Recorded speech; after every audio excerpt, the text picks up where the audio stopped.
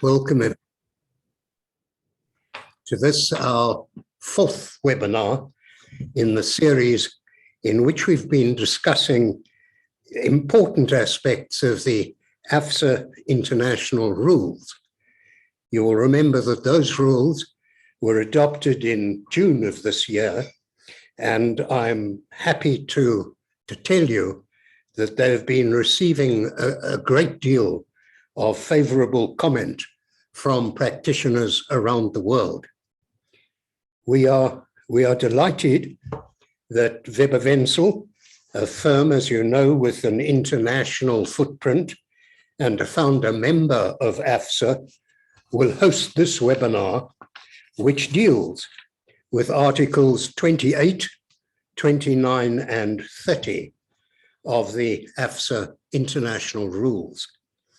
The participants today are all partners at Weber Wenzel with specialized knowledge of the subjects under discussion, and we look forward to their guidance on these topics. Our moderator for this webinar is Erin Warmington, and she will introduce the discussion, and I will hand over to her straight away. Thank you.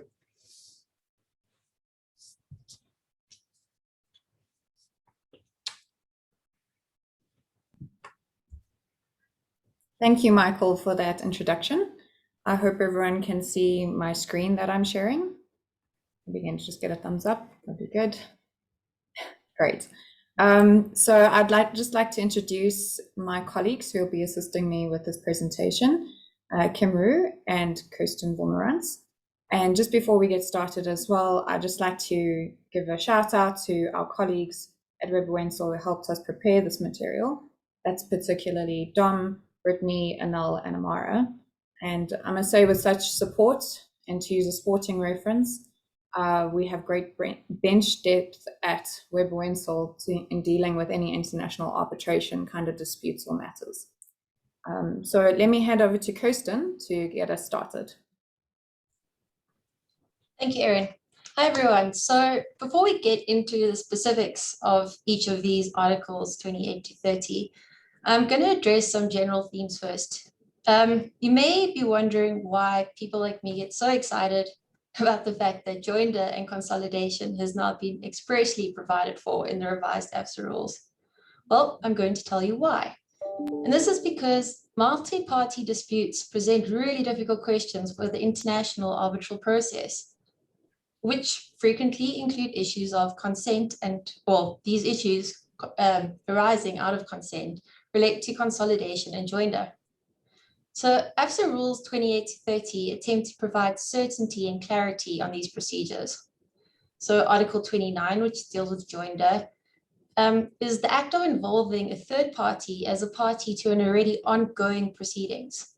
Whereas Article 30, which deals with consolidation, is a procedural tool which now allows for the merging of two arbitrations into a single arbitration. Your mechanisms to consolidate or join are already commonplace in national courts, well, most of them, South Africa included. The main difference, though, is that consent is not a requirement, whilst these procedures in international arbitration require consent.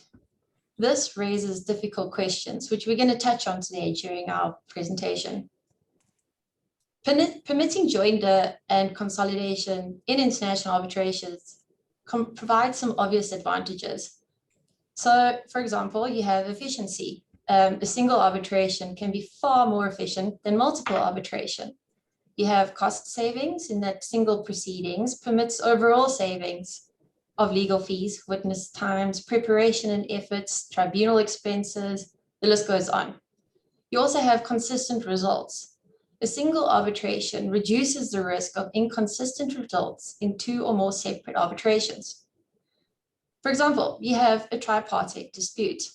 You have one party to a tripartite dispute might be found liable to another party in one arbitration, whilst in a second arbitration, the same party may be denied recovery from a different party on a theory inconsistent with the rationale of the first proceedings. This is not an ideal situation. But importantly, consolidation and joinder also has its disadvantages. And you need to consider these because these might outweigh the perceived advantages. For starters, looking at your appointment of arbitrators and the composition of the tribunal. If you have a 3-person tribunal and you have 3 or more parties who have distinct interests, which prevent 2 or more of them on what is normally being on the same side from agreeing upon a joint nomination, then each party nominating 1 member of the tribunal and the 2 party nominated arbitrators then agreeing on a 3rd will not necessarily work. You also have potential issues arising out of the confidentiality of your proceedings, because a joinder of a 3rd party could result in a loss of confidentiality. And also you have uneven cost savings, in that the savings and costs of time will not always be distributed evenly amongst the parties. The bottom line, though, is that when advising your client, it comes down to efficiency, how to find cost benefits for your clients and how to avoid complications down the line. You need to understand the procedures that you're getting yourselves into when agreeing to a set of specific rules. And you also need to understand how these procedures will apply to the specific facts at hand. I'm now going to hand over to Erin to make some more introductory remarks. Thanks, Kirsten. So before we dig into each of the articles 28 to 30, as we were preparing this, there were some common concepts or kind of terms that came up across all 3 articles, and we thought it was probably best to touch on each one, just so that everyone is on the same page when we refer to them later on. So the first 2 concepts are the Secretariat and the Court, and obviously when we're referring to these in the context of these articles, these are the AFSA International Secretariat and the AFSA International Court. The Secretariat plays quite a limited role. It's led by the Secretary General. But the courts, the AFSA International Court plays quite a large role in respect of each of these articles. And so it's good to have a grasp and understanding of firstly how the court was constituted, and that is set out in Annex 1 to the rules. But then Article 2 of the AFSA International Rules is what sets out the kind of powers and functions of the court. So I just want to draw your attention to the following, which is Article 2.2 actually says, when we talk about the functions of the court, it says who is actually performing those functions. So firstly, it's either the president of the court or it's one of the vice presidents. I think currently the court only has 1 vice president, or a division of 3 or more members of the court who are appointed by the president.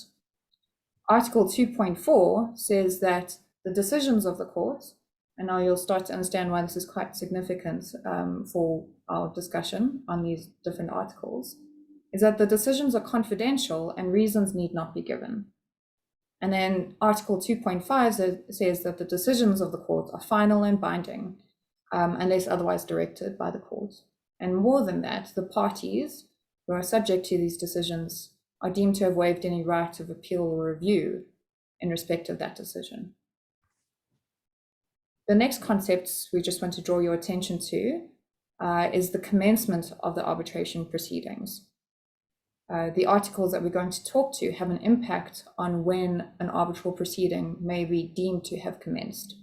So Article 3.3 of the rules states that the date of receipt by the Secretariat of the request for arbitration, that is the commencement date for all purposes in terms of the rules, subject to obviously AFSA receiving the registration fee.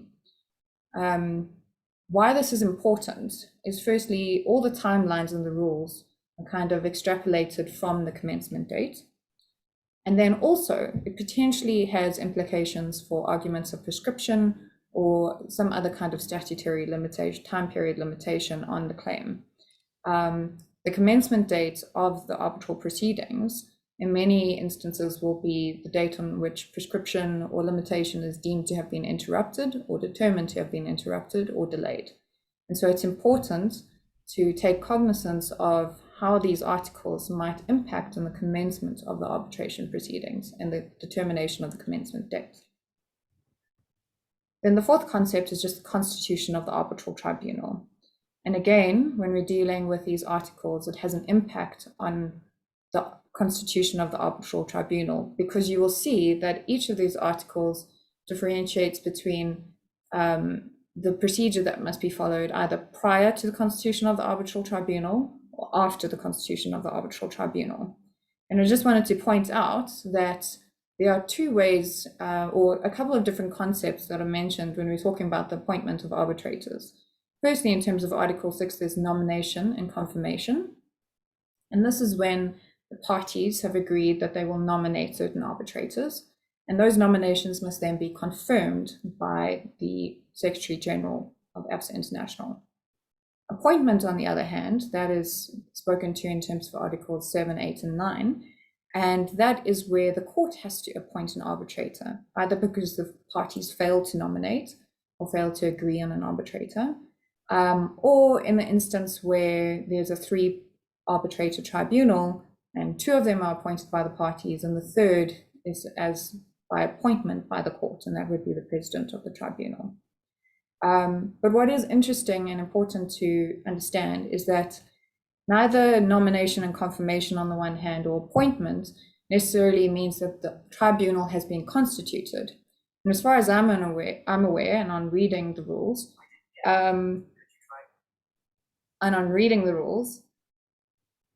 what we will see is that that constitution of the arbitral tribunal is not something that's actually specifically stated or triggered by a particular event expressly mentioned in the rules. It just says that the arbitral tribunal will be constituted as soon as possible after the commencement date. I suspect that this means that the constitution will be communicated to the parties once that is deemed to have taken place. But an appointment of an arbitrator or the nomination and confirmation of an arbitrator does not necessarily mean that an arbitral tribunal has been constituted. And that's an important concept for our discussion coming up. Let me hand back to Kirsten to start with Joinder. Hi. So Article 29 deals with joinder and intervention. This article addresses, I would say, joinder in quite a fair amount of detail, which opens the door to intervention by a non-party to arbitration. The AFSA rules generally do reflect current practices in international arbitration with regard to joinder, which is also a big thumbs up in my books at least. An application may be made to the court if prior to constitution of the tribunal, or to the tribunal if after its constitution, by either a party or a non-party to an arbitration for one or more additional parties to be joined to the proceedings as either a claimant or a respondent. An interesting point to highlight is that by allowing an application to be made prior to the constitution of the tribunal, AFSA has definitely enabled joinder of parties to be managed far more efficiently than once the tribunal has already been appointed and the proceedings have already progressed. The criteria that all parties, including a non-party, have consented to the joinder provides the fundamental departure from a court application to join. So what constitutes consent can lead to difficulties. What the ICC rules seek to avoid these difficulties by clearly stipulating that consent must be express and in writing and signed by all the parties. Also, Article 22(1)(x) of the LCIA rules also notes that a third party must have consented expressly in writing to the joinder. The AFSA rules, however, like the SIAC rules, do not prescribe that consent for joinder has to be provided for in writing, which does leave the door open to the possibility of arguing that the parties have consented impliedly. However, what does this mean? In looking at some guidance, a high court in Singapore has recently handed down a decision that indicates that the mere fact that a third party is party to an arbitration agreement is not evidence of implied consent to be joined to a specific arbitration reference between 2 other parties. An applicant would arguably need to show sufficient evidence demonstrating that the third party has impliedly consented to be joined to the specific arbitration reference, even in circumstances where that party is a party to the underlying arbitration agreement. It'll be interesting to see how this is tested in practice. Also, interestingly, if a joinder application is made after the constitution of the tribunal, the criteria that the additional party is prima facie bound by the arbitration agreement has been removed in the AFSA rules. AFSA hasn't provided any guidance note on this point, but perhaps one reason is that in joining an arbitration after it's already commenced and which may already be quite far down the line, by requiring consent only increases the threshold to join. You will see also from the rules that in an application to the court before the constitution of the tribunal, the criteria that an additional party is prima facie, or on the face of it, bound by the arbitration agreement is not very clear cut when contrasted to a party simply being a party to the arbitration agreement. By being prima facie bound, I would argue that this extends the availability of joinder. Any additional party being joined on this basis could challenge whether they are bound by the arbitration agreement, which could be costly and time-consuming down the line. And this could also potentially lead to difficulties regarding the enforceability of any international arbitral award. Parties, therefore, should carefully assess their position and importance of joining the additional party before making any such application. Practically, this rule highlights the need to carefully consider whether there's need for express wording in your arbitration agreement to confirm which parties, including third parties, consent to being joined into arbitral proceedings arising out of that agreement, and also whether the rules for joinder prescribed in the arbitral institution selected provides a basis for joinder without consent for the party to be joined. In turning to my next slide,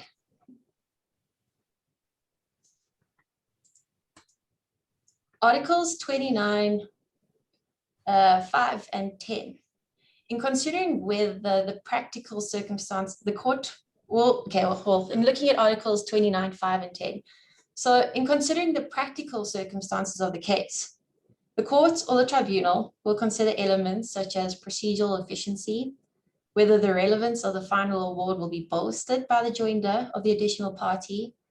The additional party may have evidence central to the dispute or a vested interest in the outcome of the dispute.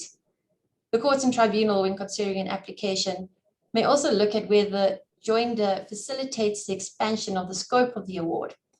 It can ensure the efficiency of the award by ensuring that the proceedings take into account the effect that the award will have on other parties. This will reduce the need for parallel proceedings in national courts, which could dilute the utility and impede the enforcement of the final award. So these are just a few examples of the circumstances of the case that the court or tribunal will take into account. An interesting point is that these rules make provision for the fact that the court's decision to allow an application is without prejudice to the tribunal's power to later decide a question as to its jurisdiction arising from such a decision. So I argue that the inclusion of this clause is likely due to the fact that pursuant to the leading of further evidence during the arbitration, it might actually become clear that joinder is actually necessary if initially it was perceived as not being necessary. Further, it's also a requirement that merely on the face of it, the additional party is bound by the agreement. So a deeper inquiry might prove otherwise. So the next question is why have I put a picture of a half-eaten apple on my slide? That's because although the AFSA rule 29 mirrors SEAC rule 7, the glaring departure is that under the SEAC rules, a decision by the SEAC court to allow an application is without prejudice to any party or non-party to the arbitration being able to later apply to joinder to the tribunal.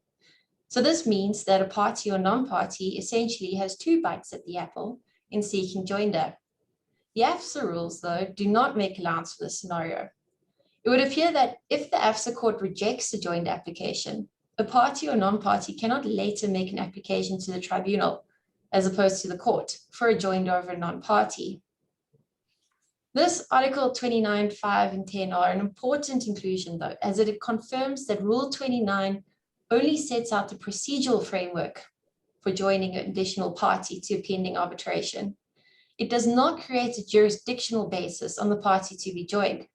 So in other words, the party seeking to join or have another party join to the arbitration will still have to establish, on the basis of the applicable legal principles, that there is a valid arbitration agreement binding the parties to be joined. So joinder should definitely not be used as a synonym to or basis for extending an arbitration agreement to a non-signatory. Next slide, please, Erin.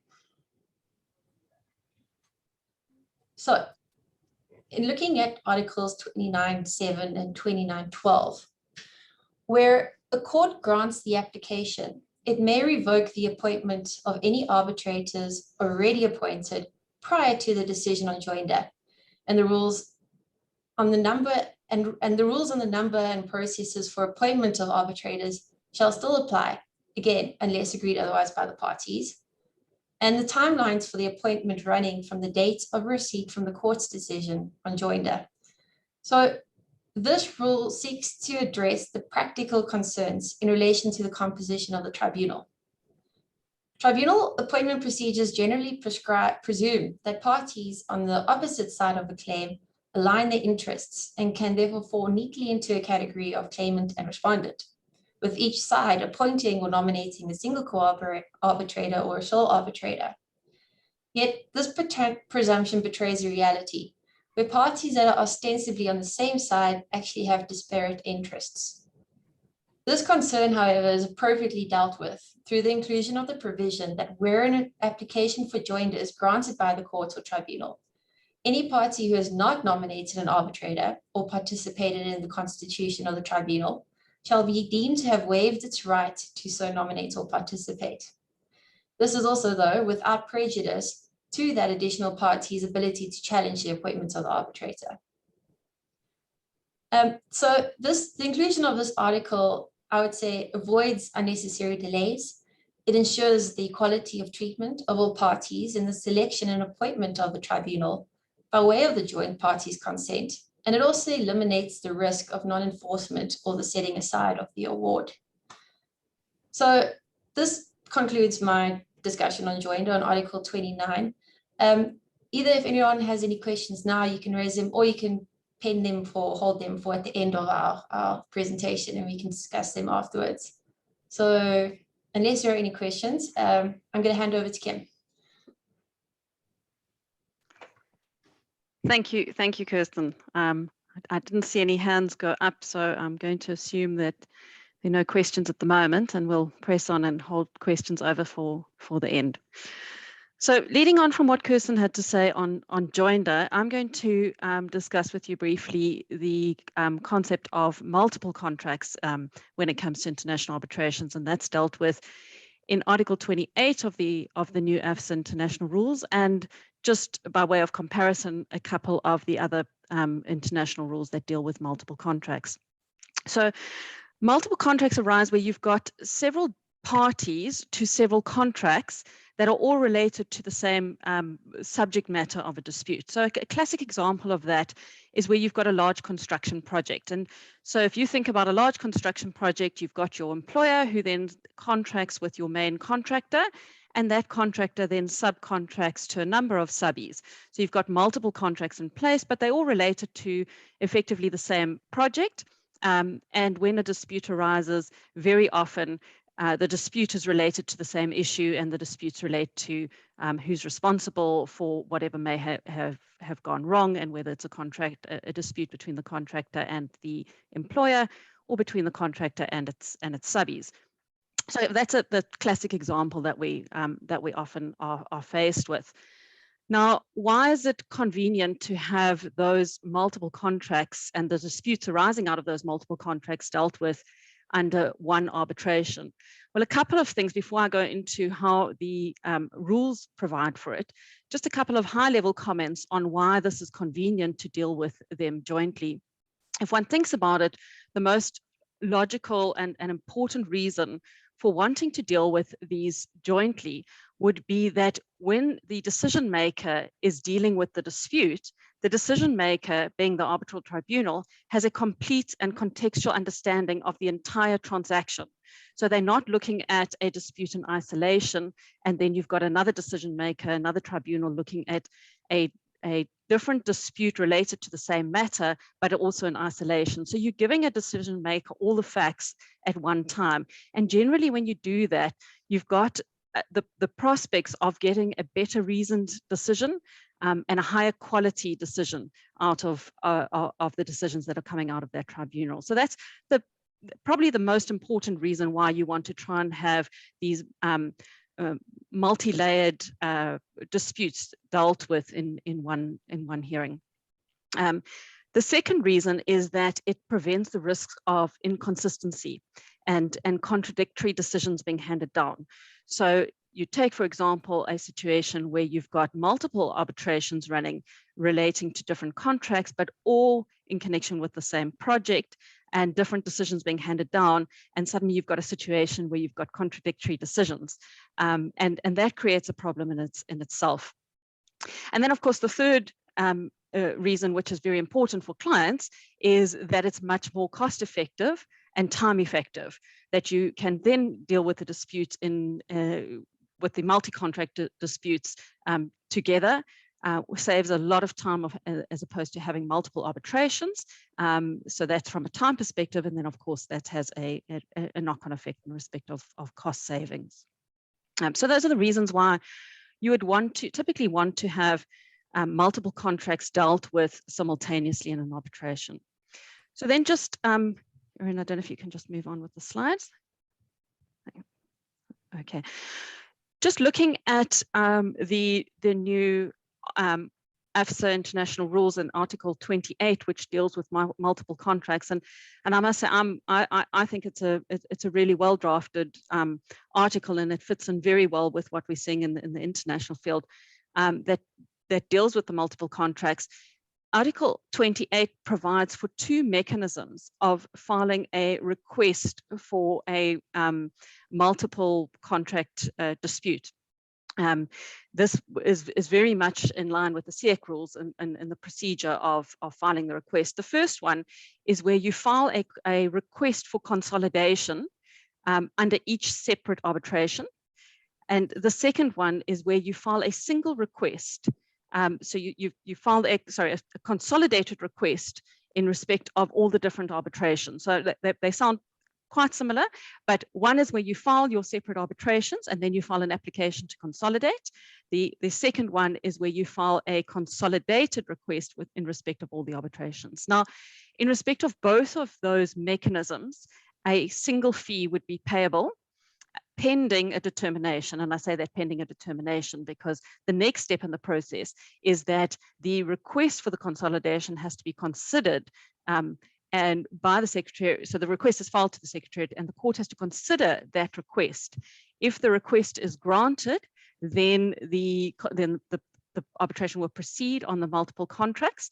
If the request is not granted, then the fee that has been paid in respect of the request for arbitration for those contracts that are not included in the consolidated arbitration, separate fees would obviously need to be paid for that. So that is really beneficial to a client when you are filing the arbitration request because it's a single fee up front. Another important thing which I know has already been touched on is the commencement time in respect of filing the request.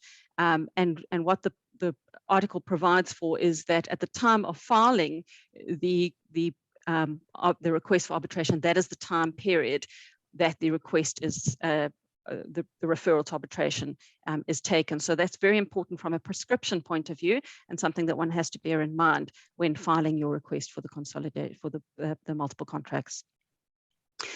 If we can just move on to the next slide there, Erin. Okay, so what we've done is we've just taken a quick look at some of the comparisons in some of the other arbitration rules. Looking at the ICC arbitration rules, Article 9, which deals with multiple contracts, and it's very similar. It provides that claims arising out of one connection with more than one contract can be made in a single arbitration, irrespective of whether the claims are made under more than one arbitration agreement.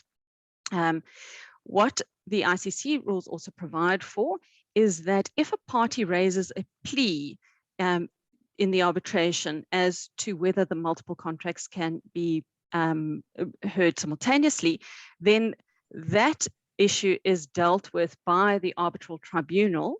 Alternatively, that can be referred to the court. So there's two mechanisms there. So we're looking at Article 6.3, which provides where the arbitral tribunal can make a determination as to whether the plea of multiple contracts stands or not. Alternatively, it goes to the arbitral court. When it does go to the court, the court will have a look at a number of factors, and in particular, what the court looks at is whether the arbitration agreements are compatible. And then secondly, is whether there is possibly a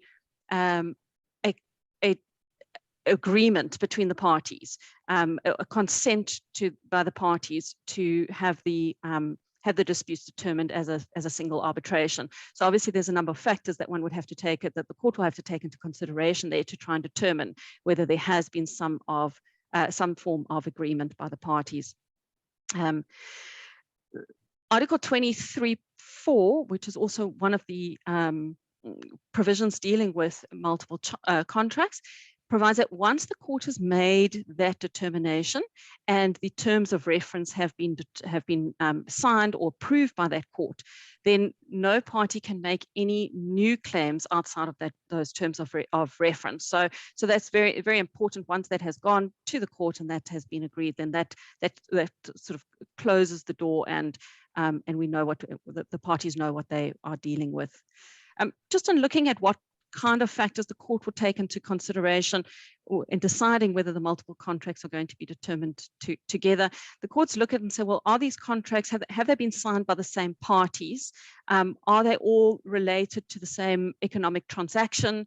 And are the dispute resolution clauses in these different contracts, are they compatible with each other? So just the court's going to look at that. There's the factors that are often considered is it the same arbitral tribunal that has been appointed? Is it the same law that has been chosen? Is it the same seat? Is it the same parties, obviously, that are to the agreements? And if those factors are met and those requirements are met, then generally the court will grant the multiple contracts to be heard in one arbitration. Another set of rules that is very similar to what we have under the Article 28 of the AFSA rules is the LCIA arbitration rules, and that in particular is the Article 22. So this Article 22 also allows for consolidation where the contracts are compatible, and again, very similar considerations that will be applied in determining whether they're going to be heard simultaneously.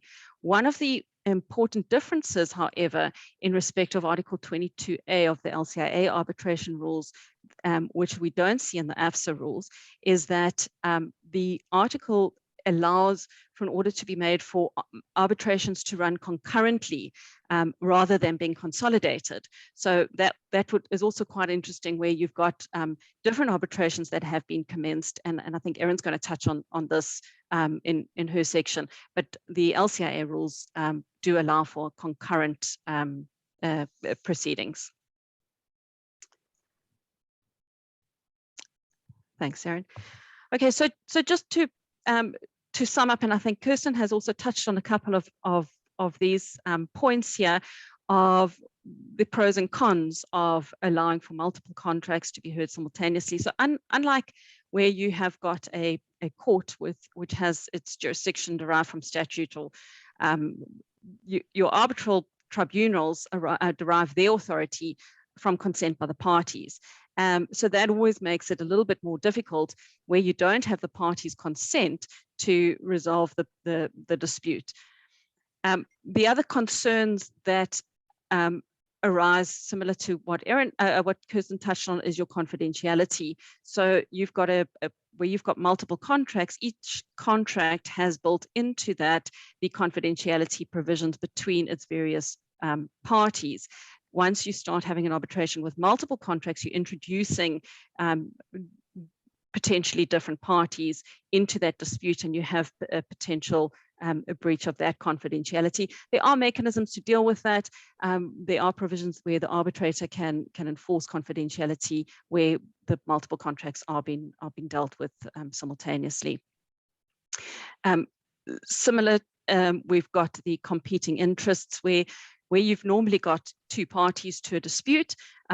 Once you start bringing in multiple contracts, again, now we will have potentially multiple parties, and it won't necessarily be a plaintiff respondent situation. We may have multiple parties that have competing interests.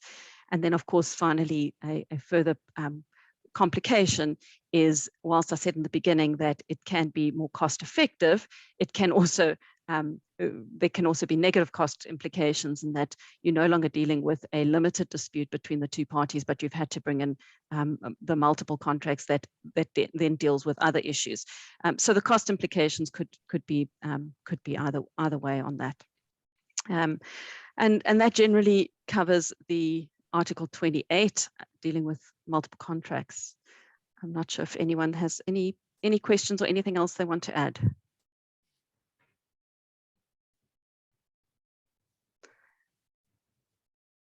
Okay, then I'm going to hand over to Erin. Thanks, Kim. So let me pick up on Article 30, and that's consolidation. And I'm sure you're aware that the reason why we grouped multiple contracts and consolidation together is because simply multiple contracts is a kind of approach or form of consolidation. The mechanisms that Kim was talking to in respect of consolidation, multiple contracts, require that the parties, even though they can bring either multiple requests and then have it consolidated, or a single request and describe why consolidation should apply in that situation, ultimately they have to go to Article 31 and bring a application in terms of this article. And so first and foremost, Article 30 differentiates between applications for consolidation brought prior to the constitution of the tribunal and then after the constitution of the tribunal. So again, that whole kind of pinpoint of when an arbitral tribunal is constituted is quite a defining factor in respect of how this article works. The multiple contracts, when you're making an application in respect of consolidating multiple contracts, that has to be brought prior to the constitution of the tribunal in terms of Article 31. And the criteria we're talking about here, well, there are two, and it's either or. So either all the parties have agreed, which is, I think, your target, the best way to go forward with this, or all the claims that are being consolidated are under the same arbitration agreement.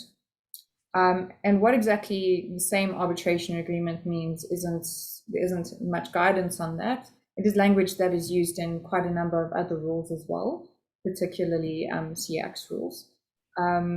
But what I would suggest is probably the idea that you have multiple parties to an agreement, but maybe different claims arise between different parties. I'll give an example. Say parties A, B, and C are party to the same arbitration agreement, and party A has a claim against party B, but it has a separate claim against party C. And that, I think, is the scenario that Article 30 envisages, where you could have those claims consolidated because the same arbitration agreement applies to them, even though they're different claims and potentially different parties involved. So this application is considered by the AFSA International Court. And of course, I think that makes obvious sense because no arbitral tribunal has been appointed yet. And so the real authority to determine this is the court that we're talking about. There is however, no particular procedure that is stipulated in terms of Article 30 as to how the court will deal with this application. What is said is that the court has to consider the views of all the parties, and I expect that the court will give direction as to how they will receive those submissions, and then they have to have regard to the circumstances of the case. I think it's good to keep in mind Article 2, as I mentioned at the start of this presentation, which just indicates obviously the powers and the way in which the court functions and how that might have impact upon this decision that the court is making. Importantly, and similar to what Kirsten discussed under Joinder, the decision of the court in this regard is without prejudice to the tribunal's powers to decide subsequently any question as to its jurisdiction flowing from this decision. So if there is any question of the tribunal's jurisdiction in respect of a arbitration that has been consolidated, a claim that has been brought under a particular arbitration proceedings, or maybe parties that have been made subject as a result of this consolidation, the tribunal still obviously has the power to decide that question of jurisdiction. Kim mentioned earlier the LCIA rules, which allow for proceedings to run concurrently. And actually, it's quite similar with AFSA, where proceedings have not been consolidated, they can be run concurrently. And I guess the advantage there is obviously from a timing perspective, that these issues, these claims are being decided at the same time. It obviously doesn't have the same advantages of consolidation in that it doesn't have the same cost efficiencies. It doesn't mean that necessarily the same arbitration tribunals are deciding these different claims. And so there's a timing advantage, but it kind of stops at that point. And then very importantly, if consolidation is granted by the court, then it's consolidated into the arbitration which was deemed to have commenced first. And as we mentioned before, that is, so whichever arbitration proceeding the request for arbitration was received by the Secretariat first, that is going to be the arbitration into which the others are consolidated. And also importantly, the court has the right to revoke the confirmation, so the nomination and confirmation, or the appointment of any arbitrator that has taken place before this decision is made. But as I mentioned before, that doesn't necessarily mean that a tribunal has been constituted. Oh, God. Yeah. Then let's move on to after the constitution of the tribunal. And actually the grounds for consolidation are extended in this regard. So we have the obvious one, which is all the parties agree, but you can also bring a consolidation application in the circumstance where all the claims are under the same agreement, but importantly, either the same arbitral tribunal has been appointed in respect of the different proceedings, or only one arbitral tribunal has been appointed. So in any instant, in any circumstance, there's only one arbitral tribunal that we're talking about at this point. There aren't multiple ones. I guess if multiple tribunals have been appointed, that kind of puts an end to the ability to make an application under this article. Then the third kind of scenario in which you can get a consolidation application after a tribunal has been constituted is that the arbitration agreements are compatible. Again, either the same arbitral tribunal or no arbitral tribunal has been constituted in the other proceedings. And the disputes arise from either the same legal relationship or a principal contract and its ancillary contracts, or from the same transaction or the same series of transactions. And I think you can see that there is quite a lot of similarity to what was mentioned before when Kim was talking about some of the other institutions' rules, these kind of concepts of arbitration agreements which are compatible.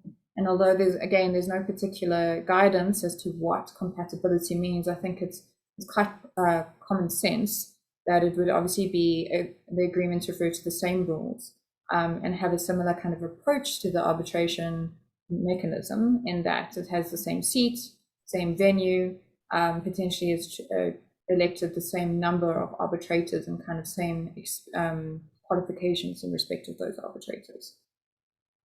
But I think that is obviously something that is open for discussion and potential arguments as well.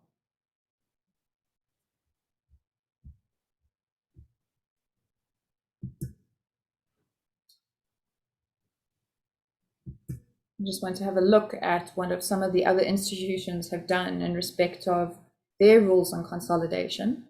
And actually they differ in some rather important or fundamental ways. And looking at the ICC arbitration rules, those that actually just came into effect at the beginning of this year, they actually do not distinguish between before and after the constitution of the arbitral tribunal. In fact, the constitution of an arbitral tribunal and appointment of an arbitrator is merely a circumstance that the ICC court must take into consideration when it is determining whether proceedings should be consolidated or not. But similarly, they do require envisage consolidation where all the parties have agreed to consolidation. The second ground in which the ICC envisages consolidation is where all of the claims and the arbitrations are made under the same agreement, but then it goes a little bit of a step further and it says under the same agreement or agreements. And the ICC actually published some guidance on this, and I think it's quite helpful because initially I was struggling to understand where you'd have all the claims under the same agreements, considering that it's plural. And the way that they describe this is to say that, for example, you have parties A, B, C, and D to an agreement, but they're also the same parties to another agreement. And in respect of those two agreements,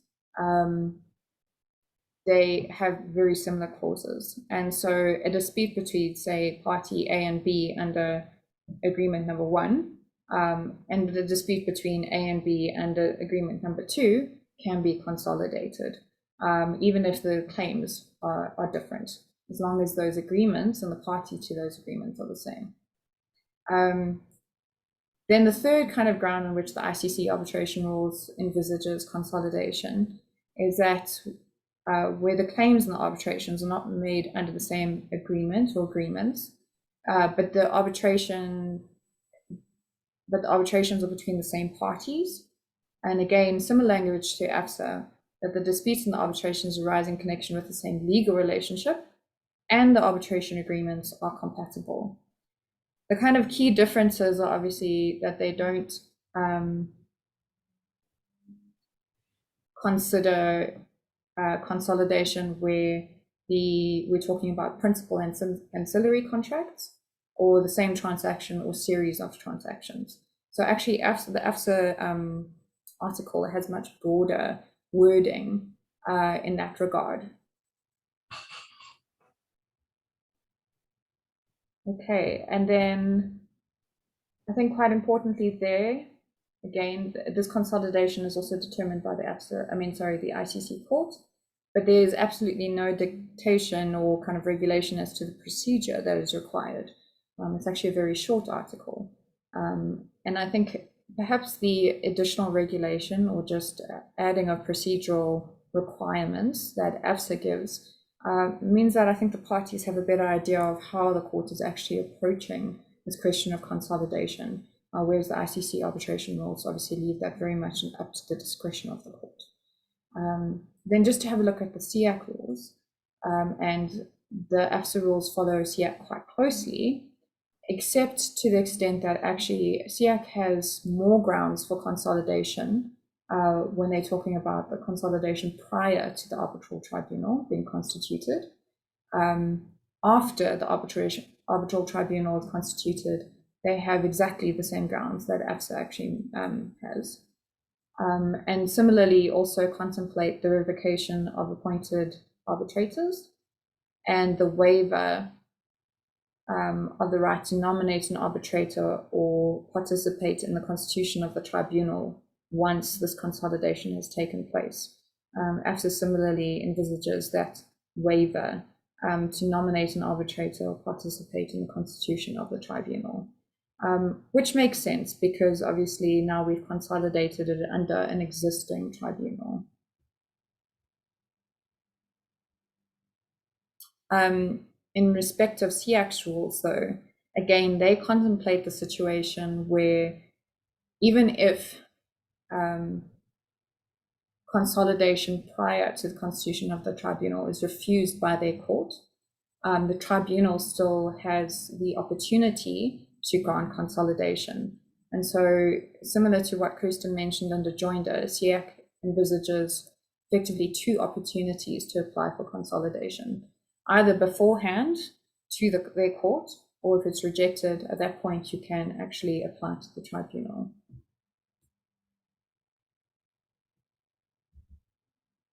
Okay, so I just want to check, has anyone any comments or questions that we can take before we kind of open up the panel, because we're going to now talk a little bit about more practical measures and risk mitigation in considering and applying these articles. I'm afraid I'm running the presentation, so I can't see what the questions are. I see Amara has raised a question. Okay, do you want to read it out, Kirsten? He joined us, so let me answer that one. She said that a few national legal systems, such as the Netherlands, allows parties to apply to the courts in order to, so as to order a third party to be joined to an arbitration. So she asked, would I motivate for a similar system to be implemented in South Africa? The short answer is no, I would not. The long answer is that I think that we need to keep conscious of the fine line that courts tread in terms of intervening in arbitrations. If, for example, you have agreed on the AFSA rules, the parties have already agreed on joinder and consolidation, potentially forming part of your arbitral proceedings. So this would, by allowing the courts then to intervene and override this would frustrate the parties' agreement, which is the cornerstone of arbitration. You would also be courts perhaps confidentiality. There might then be, like for all the reasons why we said that you need to be very aware of the pros and cons of whether or not you want to join or consolidate. Confidentiality is one of them. So you want to keep all of that in mind. And I think that the arbitral tribunal or the court, AFSA court or CA court or whatever it may be, is perhaps the right party to determine that, not the court. I hope that answers your question. And quite, I mean, the Netherlands, I'm sure they're part of a very few legal systems around. And I think, it's important, if again, when drafting your dispute resolution clause, be careful about what your governing law will be or where your seat will be, because these kind of elements will play an impact on how your dispute is resolved later down the line. Kim, your hand's up. Yes, thanks, Kristen. I mean, I couldn't agree with you more. I think you're spot on. Just something to add to that is it opens the door, in my mind, for the potential of abuse by a party. So if you've got a party who is now wanting to delay the arbitration, that party could then use this mechanism to apply to join a third party. We all know what our court systems are like in terms of the time delays. So, an expedited arbitration that should have been able to be resolved within a number of months is now delayed because you've got a joinder application which is sitting in the court process, which is then subject to an appeal and goes to the SCA and ultimately to the Court, and who knows, and 2-3 years down the line, if you're lucky, you've resolved the joinder issue. Whereas the intention of the parties actually was to deal with the arbitration in terms of their agreements. I just think it potentially opens the door for a recalcitrant party to abuse the system. Absolutely. Yeah, can I just add that I think part of the reason why South Africa is a desirable seat for arbitration is because our courts respect parties' decision to resolve their disputes through the arbitral mechanism. And, that's the whole point and part of the desirability of arbitration as a dispute resolution mechanism, so that parties have control over the kind of rules that they have in place. And for our courts to be given, I guess, greater leeway. I mean, they already have certain powers to intervene in arbitrations, but that kind of undermines the whole kind of desirability of the arbitral mechanism. But I think, thank you for that question. It's greatly appreciated. Okay, if everyone's ready, we can move on to the risk mitigation side of things. And the three of us are obviously lawyers. And so as soon as we are faced with different rules, our thoughts, I think, instantly go to, well, how would we position our clients in light of these rules if our clients were to choose these rules to govern their dispute? To make sure that they are in the best position possible and we mitigate any risks they might face. Despite in addition to the three of us dealing with actual disputes, we're also involved in giving advice right up front when agreements are being drafted. We advise on how dispute resolution clauses should be formulated in light of the particular rules that the parties want to govern their disputes.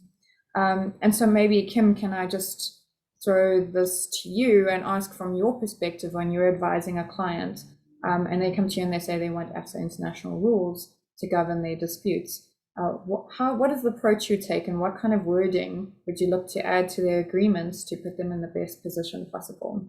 Yeah, thanks, Erin. So if I could just sort of go back to my section that I dealt with in terms of multiple contracts, I think one of the things that I would certainly be advising client is to understand the agreement that they're putting together and whether it forms part of a suite of agreements or whether there's a larger contract behind that. Because we have seen on numerous occasions where you've got a particular agreement within a suite of agreements that's got a different dispute resolution clause to the other agreements, and that just creates all sorts of problems. And if you want to be relying on these provisions in the new rules, which I think are really great, and they really do help take the dispute resolution forward. If you want to be relying on those, you want to make sure your agreements talk to them and make provision for it, so that when an application is made for a consolidation or a joinder or for multiple contracts to be heard, to be done, multiple disputes to be dealt with simultaneously, and the court has to make that decision and take into consideration the various factors, you make sure that those agreements talk to each other. So make sure you've got the same seat, make sure you've got the same law, make sure you're using the same arbitral tribunal. And we really have seen it where you've got one project that obviously has a number of agreements, and the DR clause in each of those agreements is just so different that there's no way they can be dealt with simultaneously. And it does create conflict and particularly frustration for clients. And that obviously adds to the cost. So that would be my first piece of advice. Kim, if I could just add to that quickly. I think though, I mean, in realistically though, sometimes you'll find that when you're dealing with a lot of companies, a lot of different, perhaps even government entities, they have their own internal policies about what kind of seat they want and, you know, what kind of DR, dispute resolution clause they'll have. So sometimes those kind of barriers are going to be pretty hard, if not impossible, to jump over. So what you can do in that instance is perhaps sit and look at what kind of disputes are likely to arise under which agreements in particular, instead of the whole. Because if consistency across all the agreements is going to be impossible, try and get consistency across one or two agreements where a dispute is likely to arise. So you just have to, again, exactly look at the facts and look at your party, look at your kind of disputes that are likely to arise in the future and against whom, and make a call from there. So it's not a boilerplate, a DR clause. Absolutely, Kirsten. I think so often we see that the DR clause is the poor cousin of any commercial transaction that just gets thrown in at the end, and nobody gives it too much thought because, you know, it's a bit like the ANC that gets signed the day before the wedding and no one really thinks about it because, you know, it's the happy wedding occasion that's one is considering. So one has to be careful of that. And it really is money well spent to spend some time looking at the DR clause, and particularly letting the person who is considering the DR clause understand the commercials behind the transaction. Because once you understand the commercials behind the transaction, as Kirsten says, you can identify where the potential claims are going to be and which side of that potential claim your client is going to be, and how important it is fighting for a particular seat or law or set of rules, as opposed to whether you can let that go and rather put, you know, the energies into arguing a different element of the transaction. Agreed. And I think we've seen definitely from this discussion that under multiple sets of rules, but particularly the AFSA rules, I think your number one prize, if you can get it, is to have the parties literally expressly state in their agreements that they agree to joinder, and which I think is quite a difficult one, to be honest. But I think particularly maybe where there's consolidation or multiple contracts, that is something that you could probably specifically include express wording agreeing to consolidation under that contract. Obviously, if it's with multiple contracts, that similar kind of provision would have to be in both contracts, I think, for it to kind of pass muster and avoid any kind of particular scrutiny. And obviously what I think is quite helpful is if the parties at that point then want to diverge from the rules in any regard. Maybe they want to say consolidation under particular circumstances or in particular scenarios, and that can be drafted into the agreement. Actually, recently I was involved in a transaction where we were dealing with two separate agreements.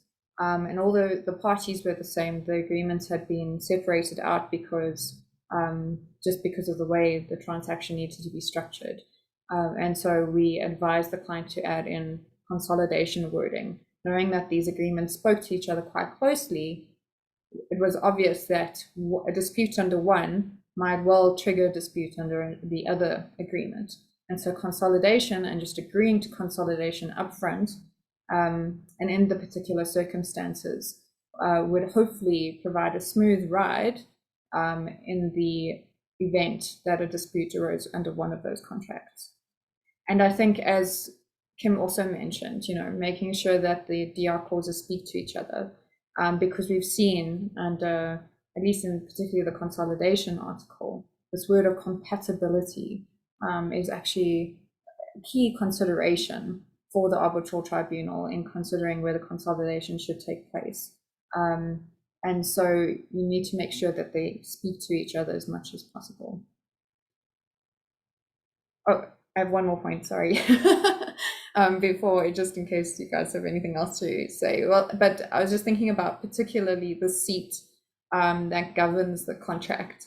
There we're talking about, obviously, then it will determine the procedural law that is applicable.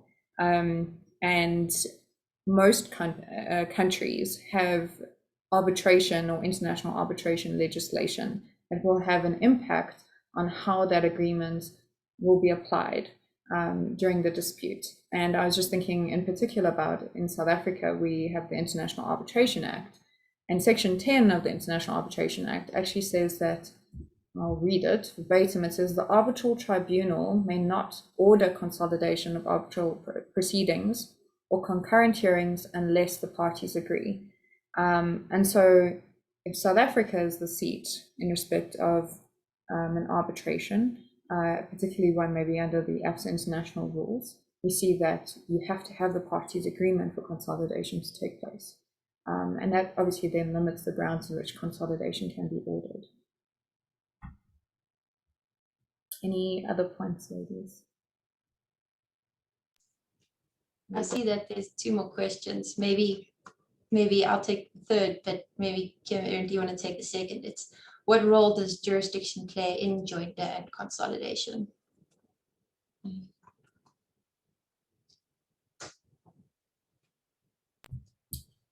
What role does jurisdiction play?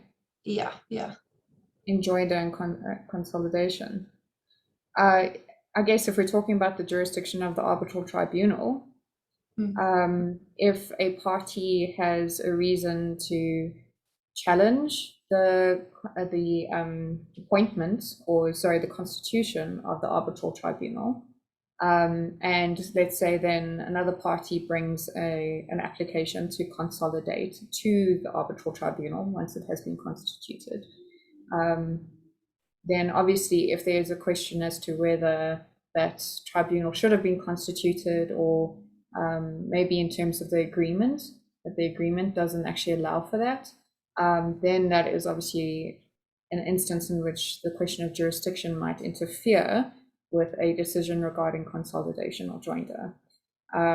I think obviously it would be heavily fact dependent. I don't know, maybe another jurisdiction point is if we're talking pre-constitution of the arbitral tribunal, and a party doesn't even believe that AFSA or the AFSA international rules should be applied to the dispute, then obviously if the AFSA court is trying to decide a question of consolidation, for example, a party can raise a challenge as to the jurisdiction of the court to decide that. They might also raise the question of jurisdiction of the court to decide that question of consolidation if they feel that an arbitral tribunal has been constituted under the rules. And so rather that question should go to the arbitral tribunal. So I think we can see that there's many ways in which the question of jurisdiction can possibly interrupt or become a vital query in respect of consolidation or joinder even. Yeah, and I agree. I think it is something that the court is going to have to consider at the time of the application, and certainly something that could be raised by the party being joined. And I think while we've seen that the AFSA rules are very clear that the tribunal, if it has been constituted, has jurisdiction itself to consider questions arising out of the decision of consolidation or joinder. So at least we know that they have the right to consider, I think, maybe their own position in that regard, which I think is a very helpful provision. So I think the next question is, can an application for joinder, once granted, be appealed? So breaking this down, I think starting off at your rules. So like I said, so under the AFSA rules, you get under the SEAC rules, for example, you kind of get 2 bites at the apple. So if your court sets aside an application to join, you can still go and apply to your tribunal at a later stage to try and get yourself joined or a party joined to the proceedings. So I wouldn't say appealed per se, but that's not the correct word there, but you have another chance at it. But I think if for example now you're in the arbitration and you've opposed, and you're a third party and you've opposed being joined, and you say you actually haven't provided your consent, which is one of the criteria, at least under the AFSA rules, and the tribunal makes an award saying, nope, we disagree, and you are going to be joined from here on forth. I think that there is, again, it comes down to which country you see it in. I mean, in South Africa, the International Arbitration Act, you would have to challenge such an award before the courts. So again, it's not an appeal, but it's more of a challenge to either, set it aside. And then you would have to look at one of the grounds that the International Arbitration Act allow you to set it aside. So you could, for various reasons why you disagree that you didn't consent to being joined, you could say it's against public policy, due process wasn't followed, you're not a party to the arbitration agreement. So yes, I think there is an opportunity to set aside an award that you have been joined, and I think the same goes for consolidation. I don't know, I hope that answers your question. Yeah. Does anyone else have anything else to add? No, I agree with your question, but of course it's on very particular grounds that are allowed for by the seat in respect of that dispute. And just to note, obviously, the point about Article 2 and the court, the AFSA court in particular, it says that you've actually waived the right to appeal or review that decision. So I think that is a very interesting dynamic. But yeah. I agree. Ultimately, there's all these kind of more broader reasons on which you can challenge, as you've mentioned. But you're going to the courts, and obviously those kind of grounds are quite limited, and I think honestly sometimes quite difficult to mount those challenges. And I think that's also, from a policy basis, correct. We want to make sure that arbitration as a dispute resolution mechanism is legitimate, and that you can't easily undermine these institutions and their enforcement of their decisions and their procedures. And so we can't allow parties to run off to the court to dispute every single facet of the mechanism or the rules, because it would just mean that it would fall apart ultimately. Yeah, I agree. I think it would go. It goes against what the intention is of the parties in terms of the arbitration agreement. Okay. Yeah. Any other questions? Not yet. No. Okay. I think then on that basis, maybe we can give a few seconds to see if anyone has a question, or if anyone is old enough to actually vocalize their question as well. That's an option. Okay.